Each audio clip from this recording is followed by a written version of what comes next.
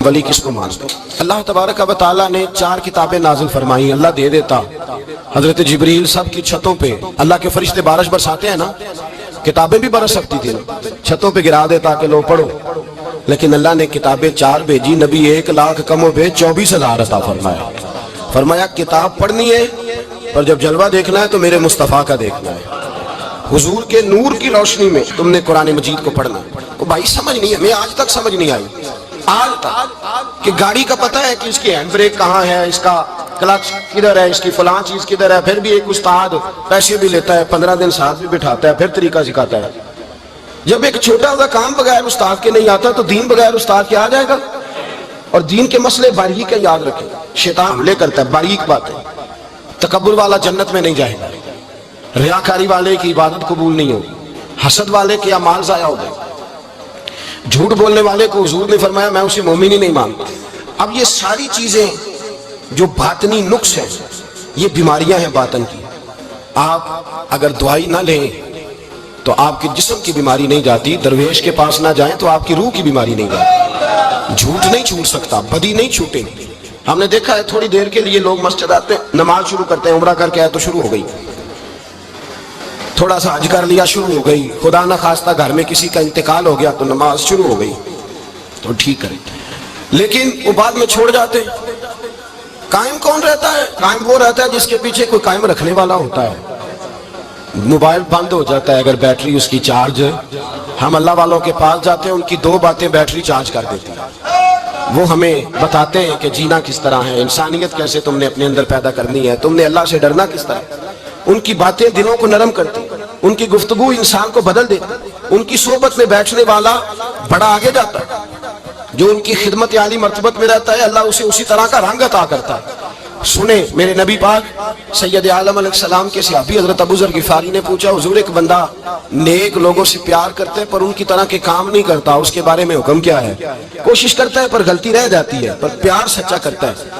تو آپ ترغیب و ترہیب پڑھیں. میرے رسول پاک نے فرمایا جو جس سے پیار کرے گا جنت میں اسی کے ساتھ کھڑا کیا جائے گا. کہہ رہے کہ حضور عمل نہیں کرتا، ایک مرشد کامل. لیکن میرے بھائی جو رب کریم کے بندے تھے ان کا رشتہ اصلاح کا رشتہ تھا. پیر کے ساتھ رشتہ اصلاح کا رشتہ ہوتا ہے. وہ جو لوگ رسمی بیعت کرتے ہیں نا، ٹھیک ہے مرید ہو گئے چلو روزی میں برکت ہو جائے گی، اس سے بھی انکار نہیں. اعلیٰ حضرت فرماتے ہیں بیعت برکت کی بھی بڑی بات ہے. اور دلیل کیا ہے؟ آپ فرماتے ہیں اگر اصحاب کہف کا کتا ولیوں کے پاس بیٹھ جائے اللہ اسے خالی نہیں رکھتا، تو ولیوں سے پیار کرے گا تو کیسے خالی رہ جائے گا. بیعت برکت بھی بڑی بات. لیکن جب آپ مرید ہو تو جس مکتب میں جائیں اس کا سبق یاد کریں، جس چیز سے روکا جائے اس چیز پر. سمجھ آ رہی ہے میری بات؟ لوگ کہتے ہیں جی معرفت کیا ہوتی ہے؟ تو معرفت آپ قرآن مجید کا 15واں سپارہ آخر سے اور 16واں سپارہ شروع سے پڑھیں. حضرت خضر اور جناب موسیٰ کا واقعہ دیکھیں. وہ ساری معرفت کی بات ہی تو ہے. ایک بندہ قتل کر دیا جناب خضر نے، تو حضرت موسیٰ کہتے ہیں یہ کیا کیا؟ آپ فرمانے لگے یہ اپنے باپ ماں کے لیے تکلیف کا سبب بن جانا تھا لہذا قتل کر دیا، بچوں کی دیوار سیدھی کر دی. یہ ساری تفصیل قرآن مجید میں ہے. تو حضرت سیدنا موسیٰ علیہ السلام کہنے لگے یہ کیا؟ فرمایا ان کا باپ بڑا نیک آدمی تھا. تو بھائی تفصیل دیکھیں آپ. اللہ والوں کے پاس لوگ جایا کرتے، ان کے پاس بیٹھتے. ہمارے دور کے اندر ایک بڑا غلط کام کرتے ہیں لوگ. ایک تو جاتے نہیں، پیر نہیں پکڑتے، شیخ نہیں پکڑتے. اور حضرت باجید بستامی فرماتے ہیں اگر نیکی بتانے والا تجھے کوئی نہ ہو، تیرا پیر کوئی نہ ہو، تو شیطان تو پھر ہے ہی تیرے ساتھ. بدی پہ تو وہ لگائے گا ہی. اگر نیکی بتانے والا کوئی نہیں تو پھر بدی بتانے والا تو تیرے ساتھ ہے. ہم نے یہ دیکھا ہے، اپنی زندگی کا چھوٹا سا تجربہ ہے کہ جو آ کے مرید ہوتا ہے وہ سارا بدل جاتا ہے. اس کے لیے داڑھی رکھنا آسان ہو جاتا ہے، اس کے لیے درود پاک پڑھنا، چڑھتی جوانی مال دولت سارا کچھ، لیکن اس کے لیے تبدیل ہونا. اور جو لوگ اس طرف توجہ نہیں کرتے، اس معرفت کی طرف رجوع نہیں کرتے، ان کی زندگیاں بیت جاتی ہیں ویسے کے ویسے رہتے ہیں، تبدیلی نہیں آتی. تو بھائی اس زمانے کا جرم پتہ کیا ہے؟ ایک تو لوگ اللہ والوں کے پاس جاتے نہیں، یہ بڑی زیادتی اپنے ساتھ کرتے ہیں. اور دوسرا دشمنی کرنے لگے ہیں معاذ اللہ. دشمنی کرتے کہتے ہیں جی وہ صوفیاء نے تباہی کر دی، معاذ اللہ بابوں نے تو دین بگاڑ دیا. یہ دشمنی کرتے ہیں. ابن ماجہ سیاستہ کی کتاب ہے. حضرت عمر کہتے ہیں میں حضور کے روضے پہ گیا تو جناب معاذ بن جبل حضور کے روضے پہ بیٹھے رو رہے تھے. تو میں نے کہا معاذ کیوں رو رہے ہو؟ کہنے لگے نبی پاک کی ایک بات نے رلا دیا. میں نے کہا کیا ہوا؟ تو تو کہنے لگے رسول پاک نے فرمایا دو باتیں اتنی سخت کر دی ہیں کہ میں ڈر رہا ہوں کہیں مجھ سے یہ غلطی ہو نہ جائے. کہ وہ کیا؟ فرمایا کہ نبی پاک نے فرمایا چھوٹی سی ریاکاری بھی شرک ہے. چھوٹا سا دکھاوا بھی اگرچہ شرک اصغر ہے پر چھوٹی سی ریاکاری بھی شرک ہے. اور دوسرا حضور نے فرمایا رب فرماتا ہے جس نے میرے ولی سے دشمنی کی میرا اس کے خلاف اعلان جنگ ہے. میرا اس کے خلاف اعلان. دو جرم ایسے ہیں جن کے بارے میں اللہ نے فرمایا میں تم سے جنگ کروں گا. ایک فرمایا اگر تم سود نہیں چھوڑو گے تو جنگ کروں گا. ایک فرمایا میرے ولی سے دشمنی کرو گے تو میں تمہارے ساتھ بولیے میں تمہارے ساتھ جنگ کروں گا. اگر تم نہیں چھوڑو گے تو میں جنگ کروں گا. تو میرے بھائی سمجھ لیں اولیاء اللہ کے پاس نہیں جاتے تو کم از کم دور رہ کے پیار تو کریں. دور رہ کے پیار تو کریں. پیار تو کریں اس کے ساتھ. اور اللہ کے ولیوں کی دشمنی بڑی خطرناک ہوتی ہے. اب یہ جو حضرت معاذ رو رہے تھے نا تو اس کی شرح میں حضرت حکیم الامت نے لکھا ہے حضرت معاذ کہنے لگے کہ میں رو اس لیے رہا ہوں کہ ایسا نہ ہو کہ میں کسی بندے کی بے ادبی کر دوں اور وہ اللہ کا ولی ہو.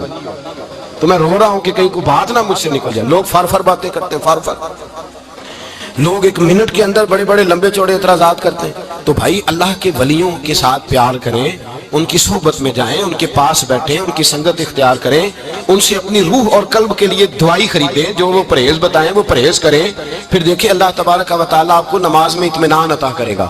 قرآن پاک میں دل لگے گا. درود و سلام کا موقع ملے گا. اور اگر یہ کام نہیں کرتے پھر مخالفت کریں گے. پھر کیا کرتے ہیں لوگ؟ ایک بزرگ گزرے حضرت ابو سعید عبداللہ ان کا نام ہے. بغداد میں پڑھتے تھے. اور خوش قسمتی یہ ہے کہ حضور غوث پاک کے کلاس فیلو تھے. حضور غوث پاک کے ساتھ پڑھتے. حضرت عبداللہ فرماتے ہیں کہ میں بھی پڑھتا تھا تو ایک بڑا لائق سٹوڈنٹ تھا اس کا نام تھا ابن سقا. وہ بھی پڑھتا تھا. فرماتے ہیں بغداد میں شور ہوا کہ ایک محمد غوث نام کے بزرگ آئے ہیں بغداد. ان کی کرامت یہ ہے کہ وہ ایک منٹ کے لیے موجود ہوتے ہیں اور اگلے منٹ وہ غائب بھی ہو جاتے ہیں. فرماتے ہیں شوق پیدا ہوا. میں حضرت غوث اعظم شیخ عبد القادر جیلانی اور ابن سقا ہم تینوں نکلے بابا جی سے ملنے. اور یہ آج سے 1000 سال پہلے کی روایت ہے. کہتے ہیں ہم سبق بھی پڑھا کرتے تھے اور کا دیدار بھی کرا کرتے تھے. ہم دیدار بھی کرتے تھے اللہ کے لیے. دونوں کام کرتے. فرماتے ہیں ہم دونوں جب تینوں نکلے نا تو ابن سقا رستے میں کہنے لگا بڑا ولی بنا پھرتا ہے معاذ اللہ. ایسا سوال کروں گا اسے جواب ہی کوئی نہیں آئے گا. آپ فرماتے ہیں میں نے کہا نہیں جی میں سوال تو میں بھی کروں گا. سوال تو بولیے سوال تو میں بھی کروں گا پر میں دیکھوں گا وہ جواب کیا دیتے ہیں. دیکھوں گا. کہتے ہم دونوں بات کر کے خاموش ہوئے تو حضرت شیخ عبد القادر کی طرف نظر ڈالی. کہا آپ نہیں سوال کریں گے؟ تو غوث اعظم فرمانے لگے میں سوال نہیں کروں گا بس رب کے بندے کا دیدار کروں گا. بس اللہ کے بندے کا دیدار کروں گا. آپ فرماتے ہیں کہ ہم پہنچے بابا جی کے کمرے میں گئے تو بابا جی موجود تھے. ہم جا کے بیٹھے تو بابا جی غائب ہو گئے. تھوڑی دیر گزری تو آئے. سلام کے بعد پہلے لفظ پتا ان کے کیا تھے؟ کہنے لگے ابن سقا تو کیا کہتا تھا ایسا سوال کروں گا جواب نہیں آئے گا. میں تیرے اندر سے کفر کی بو دیکھ رہا ہوں. کفر کی بو دیکھ رہا ہوں. تو رب کے بندے سے دشمنی کرتا ہے. اور فرمانے لگے ابو عبداللہ تو کہتا تھا کہ میں دیکھوں گا وہ کیا جواب دیتے ہیں. فرمایا تو کافر تو نہیں ہوگا پر دنیا دار ضرور ہو جائے گا. کہتا پھر بابا جی نے رخ پھیرا غوث پاک کی طرف اور کہنے لگے عبد القادر تو کہتا تھا میں رب کے بندے کا دیدار کرنے جا رہا ہوں. فرمایا جہاں میں تجھے دعا دیتا ہوں جب تک تیرا قدم نہیں لگے گا اللہ کسی کو ولایت عطا نہیں کرے گا. جہاں میں تجھے دعا دیتا ہوں جب تک تیرا قدم نہیں لگے گا رب کسی کو ولایت. حضرت ابو عبداللہ فرمایا کرتے تھے ہم آ گئے. ابن سقا پھر نہ مانا. کہنے لگا نہیں ایسے ہی بات کر دی ہے اس تو کوئی علم غیب ہے معاذ اللہ. کہتے ہم نے دیکھا وہ سب سے بڑا عالم بنا مناظر بنا بڑی تقریریں کرتا واضح کرتا. پھر وہ روم چلا گیا. روم کے بادشاہ نے اسے وزیر اوقاف بنا لیا. پھر ایک دن روم کے اس عیسائی بادشاہ کی بیٹی اسے پسند آ گئی. کہنے لگا میں نے شادی کرنی ہے. کہتے ہیں بادشاہ کہنے لگا کر دوں گا شادی پر تجھے عیسائی ہونا پڑے گا. کہتے ہیں مارا قسمت کا معاذ اللہ ثم معاذ اللہ نقل کفر نہ باشد عیسائی ہو. آپ فرماتے ہیں مجھے بھی ایک بادشاہ نے بلا لیا. اس نے مجھے بھی ایک عہدہ دے دیا. میری بھی دنیا میرے کانوں تک آ گئی. بڑی جان چھڑاتا ہوں دولت سے مال سے شہرت سے پر میری چھوٹتی نہیں. آپ فرماتے ہیں ہوش اس دن آئی جس دن بغداد کے منبر پر بیٹھ کر اور 70,000 کے مجمع میں کھڑے ہو کے غوث اعظم نے فرمایا آؤ بھائی جس نے ولایت لینی ہے عبد القادر کے پاس آؤ. میں قدم رکھتا جاؤں گا اللہ ولایت عطا کرتا چلا جائے. آؤ میرے پاس میں ولایت دیتا ہوں. ہر مشکل دی کنجی یارو ہاتھ مرداں دے آئی تے مرد نظر کرے جس ویلے مشکل رہے نا. لوگ دشمنی کرتے ہیں. اللہ والوں سے اللہ ملتا ہے، اللہ کے بندوں سے معرفت کا حسن ملتا ہے، اللہ کے بندے بیعت اپنی کرتے ہیں، جھکاتے ہیں اللہ کی بات۔ اللہ تبارک و تعالیٰ کے بندوں کے پاس بیٹھنے سے رسول اللہ کا پیار ملتا ہے، اللہ کے بندوں کی صحبت حضور کے دروازے تک لے جاتی ہے، رب کریم کے بندوں کی صحبت عاجزی سکھاتی ہے، اللہ کے بندوں کے پاس بیٹھنے والے اللہ اللہ کرنے لگتے ہیں، رب کریم کے بندوں کے پاس بیٹھنے والوں کو سجدے کا نور حاصل ہوتا ہے۔ اور میرے بھائی اگر تو نے کسی کے ہاتھ میں ہاتھ دیا ہو تو ملے گا کیا؟ ملے گا کیا؟ خواجہ نظام الدین محبوب الہی رحمت اللہ علیہ کھڑے تھے تو ایک آدمی حلوائی کی دکان پہ کچھ چیز لینے آیا، کوئی درویش سادہ سا آدمی چھوٹی سی مسجد سے نکلا، حلوائی سے کہا دے دے، حلوائی کہا چل دوڑ جا، تو روز آگے کھڑا ہو جاتا ہے، جب سارے آتے ہیں تب آیا کر، غریب گاہک تھا نا تو حلوائی نے جھڑک دیا، اس درویش کو جوش آ گیا، کہنے لگا میرے ساتھ بدتمیزی نہ کرنا ورنہ میں تیری دکان الٹ کے رکھ دوں گا، میں تیری دکان الٹ دوں گا۔ کہنا چل دوڑ جا، بڑے دیکھے ہیں تیری طرح کے دکان الٹنے والے۔ حضرت نظام الدین محبوب الہی گزر رہے تھے، حلوائی کی نظر پڑی تو دوڑ کے دست بوسی کرنے آیا، کہنے لگا حضور السلام علیکم، آپ فرمانے لگے اس کے ساتھ بد اخلاقی نہ کر، تیری دکان واقعی الٹ جائے گی۔ کہا حضور کس طرح؟ یہ تو ایسے ہی سادہ سا ہے۔ آپ فرمانے لگے یہ بھی سادہ ہے، اس کا پیر بھی اسی طرح کا ہے، پر دادا پیر بڑا باکمال ہے، وہ جس کے ہاتھ میں اس کا ہاتھ ہے وہ بڑا باکمال ہے۔ فرمایا وہ تیار کھڑا ہے، وہ کہتا ہے چلو نالائق ہوا تو کیا ہوا، بچہ تو ہمارا ہی ہے نا، کہہ دے گا تو الٹ دیں گے، بچہ تو ہمارا ہی ہے نا، مجھے دشمنوں نہ چھیڑو، میرا ہے کوئی جہاں میں ابھی پکار لوں گا، نہیں دور ہے مدینہ۔ یہاں کوئی لاوارث لوگ بستے ہیں، خدا کے فضل سے ہم پر ہے سایہ غوث اعظم کا، ہمیں دونوں جہاں میں ہے سہارا غوث اعظم کا، خدا دے گا منادی حشر میں یہ قادریوں کو، کہاں ہے قادری کر لے نظارہ غوث اعظم کا۔ اور اس سے مراد ہر پیار کرنے والا ہے، صرف سلسلے میں آنے والا نہیں، ہر پیار کرنے والا قادر۔ بھائی سمجھ لیں، یاد اس بات کو پرکھیں، اللہ والوں کی صحبت تو انسان کو کمال کر دیتی ہے، وہ تو نواز دیتی ہے، وہ تو نور۔ ایک بات اور ہے، کچھ لوگ کہتے ہیں کتنی فرما برداری کرنی چاہیے پیر کی؟ میں نے کہا وہ روحانی طبیب ہوتا ہے، ایک ڈاکٹر سے دوائی لے کے بندہ ایک ڈاکٹر سے دوائی لے تو پھر ساتھ اگلی دکان پہ بھی چلے جانا چاہیے، کیوں جی؟ کی پتہ کتھوں رام آ جائے، ایک سے دوائی لی پھر ساتھ ہی اگلی دکان پہ، پھر اس سے اللہ جانے کہیں سے شفا مل جائے، کدھر سے شفا مل جائے۔ اور بھئی ایسے نہیں ہوتا، دوائی تو ایک حکیم سے کھائے گا، ایک ڈاکٹر کی کھائے گا، جو پرہیز بتائے گا وہ پرہیز، اگر طبیعت ٹھیک نہیں ہوگی تو دوبارہ جائے گا، وہ کہے گا میں نے تیری دوائی بھی بدل دیا، تیری پرہیز بھی بدل دیا، اور ایک وقت آئے گا کہ انشاءاللہ شفا۔ حضرت علی بن ہیتی حضور غوث اعظم کے خلیفہ تھے، ان کے مرید تھے علی بن جوسکی نام تھا۔ حضرت غوث اعظم رضی اللہ تعالیٰ عنہ اپنے خلیفے سے ملنے آئے تو آگے سے ان کے بھی اپنے مرید کو کہا کہ چل پیر صاحب کے قدم دبا۔ وہ غوث اعظم کے قدموں میں بیٹھنے کی بجائے اپنے پیر کے قدموں میں بیٹھ گئے، دبانے لگے، ڈانٹا، کہنے لگے تیرا دماغ ٹھیک ہے، چل حضور غوث اعظم کے قدم دبا۔ وہ پھر اٹھے، گھوم کے پھر ان کے پیروں میں بیٹھ گئے۔ تو حضرت علی بن ہیتی نے جلال کیا، فرمانے لگے تجھے خیال نہیں آتا میں تو اب تجھے غوث پاک کے سپرد کرنے والا ہوں، تیری زیادہ تکمیل ہو جائے۔ جب یہ بات کہی تو حضرت علی بن جوس کی رو پڑے، چیخے مار کے روئے، وہ روئے تو غوث پاک بھی روئے، اور فرمانے لگے علی بن ہیتی اسے مجھے نہ دے، یہ جس پستان سے دودھ پینے کا عادی ہو گیا اب اسے کسی اور جگہ مزہ نہیں آئے گا، اسے یہیں رہنے دے۔ بڑا اعتراض ہے لوگوں کو بھشتی دروازے پر، بھشتی دروازہ کہتے ہیں جنت اتنی اونچی تھی نیچے کیسے آ گئی؟ میں نے کہا تم نے پڑھا نہیں نا قرآن و حدیث، جنت بڑی اونچی تھی پر میرے نبی نے فرمایا میں نے ماں کے قدموں کے نیچے لا کے رکھ دیا۔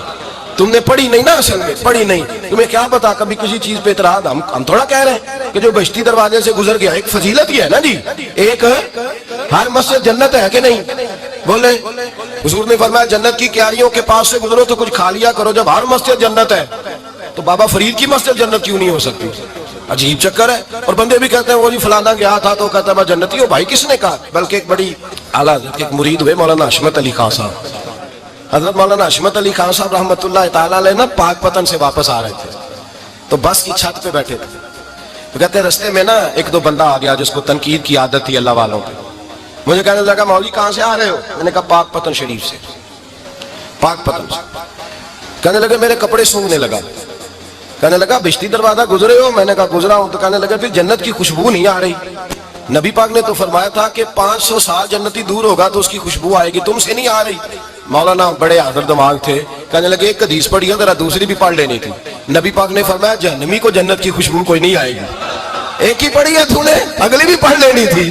کہتے ہیں وہ بندہ کہنے لگا روکو بس مجھے نیچے اتار دو. یہ تو کوئی تگڑا بندہ ہی جواب دینے والا ہو گیا. ایک ہی پڑھی ہے حدیث تو نے, سی اگلی نہیں پڑھی. شیخ کی خدمت نواز دیتی ہے. اور پھر ایک اور بات, میرے حضرت صاحب تو حد کرتے ہیں, ایک جملے میں سمو دیتے ہیں سمندر. کسی نے کہا حضرت جی ساری زندگی بندہ کسی کی خدمت کرتا رہے اللہ کا بندہ سمجھ کے, وہ اندر سے جل ہی نکل آئے تو پھر تو فرمانے لگے ہم نے بندے کی خدمت نہیں کی, اللہ کے بندے کی ہے. تو اجر کس نے دینا ہے؟ بولے اول تو ایسا ہوتا نہیں, اول تو ایسا طلب پیدا کریں. آج لوگوں میں طلب نہیں, کہتے ہیں بڑیاں جگہ تے گیا ملیا کچھ نہیں. میں کہتے رہتے طلب نہیں پائی. طلب ہو تو کھانے کا مزہ. اعلیٰ حضرت فاضل بریلوی کا پیر خانہ مارا شریف, وہاں کے ایک بزرگ تھے آل محمد ان کا نام تھا. ان کے پاس ایک بندہ آ گیا, پڑھا لکھا بڑا سیانا, کہنے لگا بابا میں نے بڑی خانقاہیں بڑے آستانے دیکھے, پیر کوئی نہیں ملا. آپ مسکرائے, آپ فرمانے لگے تیری نیت ہی نہیں تھی پیر پکڑنے کی, ارادہ ہی کوئی نہیں تیرا پروگرام نہیں تھا, ورنہ تو بڑے بڑے کامل لوگ ہیں, تیرے اندر طلب ہی نہیں. اندر کچھ ہے خالی ہوگی تو کوئی معرفت کا نور آئے گا, تو خود بھرا ہوا ہے. کہنے لگا جی بڑی طلب ہے. آپ فرمانے لگے تجھے کہا ہے نا کوئی نہیں. کہنے لگا حضور ہے. آپ فرمانے لگے چلو رات سو جاؤ, خانقاہ پہ سویرے بات کرے گا. مرید کو کہنے لگے اسے 5 کلو مچھلی دو اچھی بنا کے. مریدوں نے مچھلی دے دی, پانی کوئی نہیں دیا. ساری رات تڑپتا رہا اور باہر سے کنڈی بھی لگا دی. سویرے حضرت آل احمد آئے, دروازہ کھولا, قدموں پہ گرا, کہنے لگا حضرت جی پانی, حضرت جی پانی پانی پانی. آپ فرمانے لگے سلام تو لے لے پہلے. کہنے لگا نہیں حضور پانی پانی. آپ فرمانے لگے بتا مچھلی کہے گا حضور پہلے پانی پہلے پانی. حضرت نے ایک جملہ کہا, رب کے بندوں کی ایک بات کمال کر دیتی ہے. فرمایا پتہ چلا طلب کیا ہوتی ہے, پتہ چلا طلب کیا ہوتی ہے. کہنے لگا سونے لگ پتہ گیا ہے کیا ہوتی ہے, لگ پتہ گیا ہے. آپ نے پانی بھی پلایا, مرید بھی کیا, اور جب سینے سے لگایا تو فرمایا جا تو نے طلب پیدا کی تھی, میں نے رب کے فضل سے تجھے فیض دیا ہے. کہتے وہاں بیٹھے بیٹھے کالے رنگ کا تھا, اللہ نے گورا رنگ بنا دیا, نورانیت چھلکنے لگی وہاں بیٹھے بیٹھے ہی کمال.